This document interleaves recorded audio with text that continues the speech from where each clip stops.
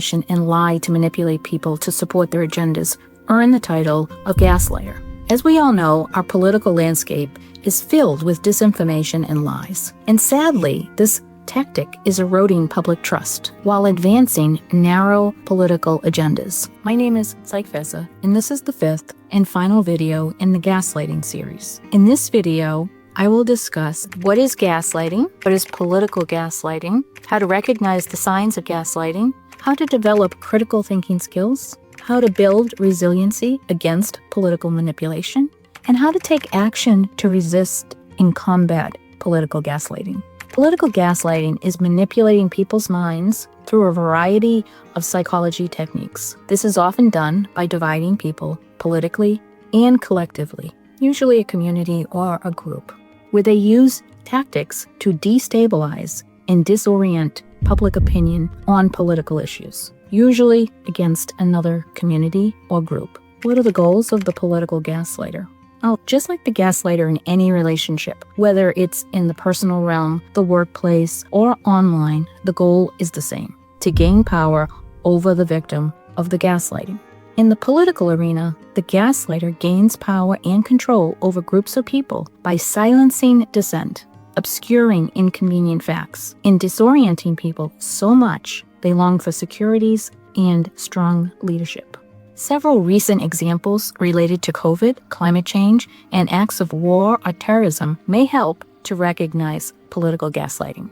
For example, many of us have either had COVID or know someone in our family or friends that have had COVID. Or we have experienced unusual weather patterns in our own communities, or been a witness to acts of terrorism. Yet we may experience communications that contradict our own direct experiences, deliberately encouraging misinformation, downplaying an administrative wrong, discrediting political opponents, or diverting attention from pertinent news are all markers of political gaslighting.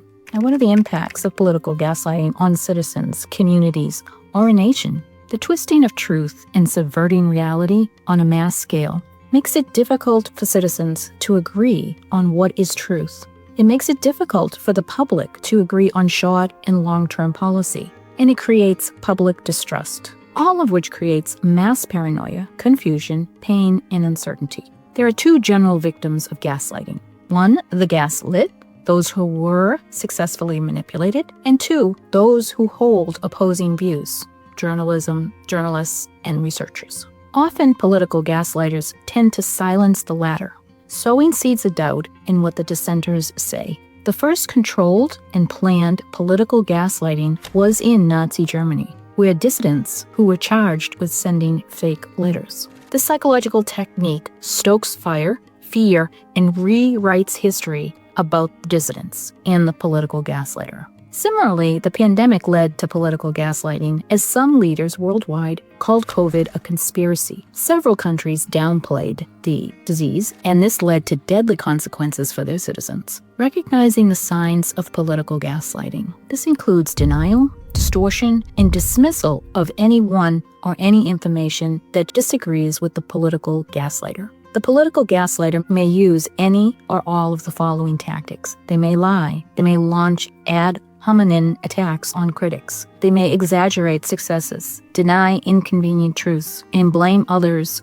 for their failures. Examples are everywhere on social media and in sensationalized news outlets, where destructive lying, denigrating smears, and slanderous bullying creates deep and destructive social political divisions. Gaslighters typically exploit stereotypes related to political labels, including gender, race, sexuality, and other potential issues of conflict. Political gaslighting can create collective emotional distress and doubt for those targeted by the political gaslighter, with depression, anxiety, psychosis, suicidal ideation, and suicide levels that increase within the targeted victim group or across the entire nation. There are ways to fight political gaslighting. It is difficult to gaslight someone who has gathered valid information. Learning how to research information so that you are not being lied to or information is not being manipulated to suit the political position is the key to avoiding being politically gaslit. Be sure to cross-reference information from multiple sources. Note where the information is coming from and who is funding the research.